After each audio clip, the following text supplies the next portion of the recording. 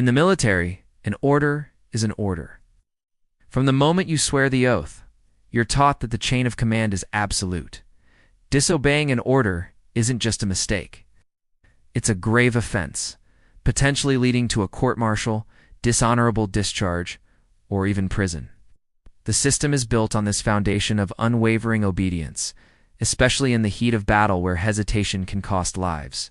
But what happens when an order conflicts with your conscience? When you're commanded to do something that you believe is fundamentally wrong? This is the story of a man who faced that very choice, a choice that could have either saved the world or started World War III. September 26, 1983. The world is on a knife's edge. The Cold War is at its peak.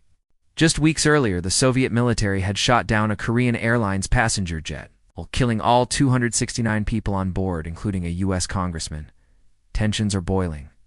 NATO is conducting a massive military exercise called Able Archer 83, simulating a coordinated nuclear attack. To the Soviets, this looks terrifyingly like the real thing. They are convinced the West is planning a surprise first strike. Deep inside a secret bunker near Moscow, a Soviet Air Defense Forces officer named Stanislav Petrov is on duty. He's the commander of the Oko nuclear early warning system. His job is simple, but carries the weight of the world. Monitor American missile activity, and report any signs of an attack to his superiors. If he reports an attack, the Soviet response would be immediate and catastrophic. A full-scale, retaliatory nuclear launch. Just after midnight, the alarms blare. A deafening siren fills the bunker. A massive red screen flashes the word launch. The system is reporting that a single intercontinental ballistic missile has been launched from the United States and is heading toward the Soviet Union. The protocol is clear. Petrov is required to immediately report this to the high command, who would then likely give the order for a counterstrike. There are no ifs, ands, or buts. This is what he was trained for. Every instinct, every rule, every line of the military code screamed at him to pick up the phone and report the launch. But Petrov hesitated. Something felt wrong.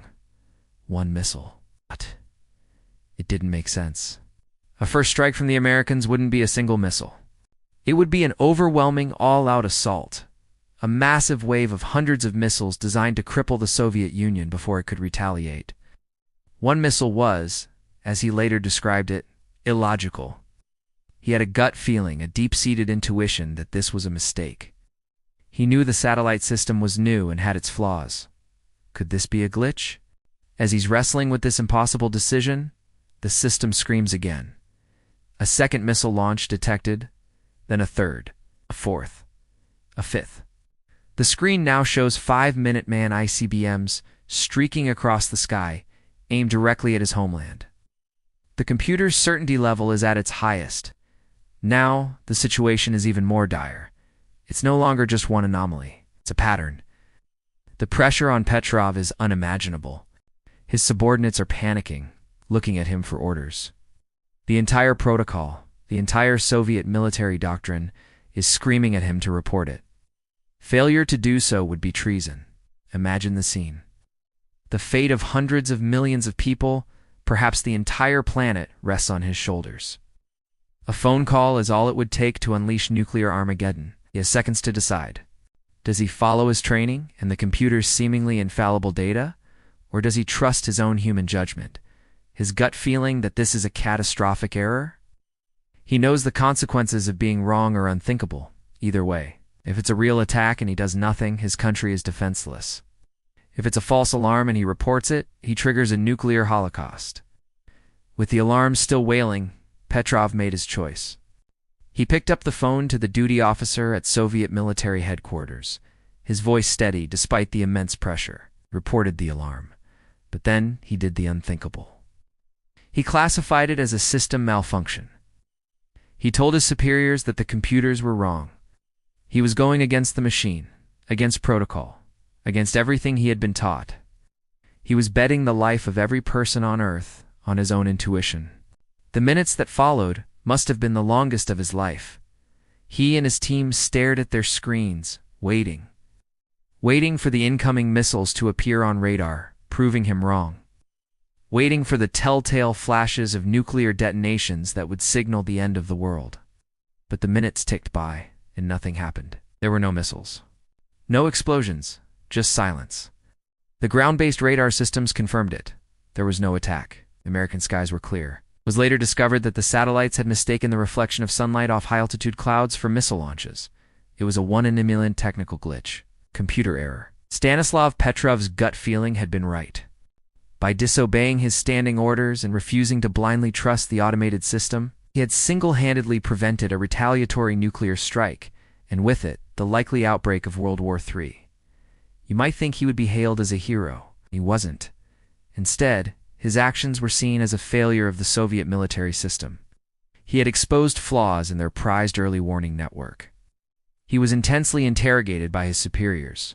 They didn't punish him officially, but they didn't reward him either. He was reassigned to a less sensitive post and took early retirement a year later, suffering a nervous breakdown. For over a decade, his story remained a state secret, hidden from the world. It wasn't until the 1990s, after the collapse of the Soviet Union, that his story came to light. A declassified memoir from his superior officer revealed the incident. Since then, Stanislav Petrov has been recognized around the world with numerous awards. Hailed as the man who saved the world. But he never saw himself as a hero.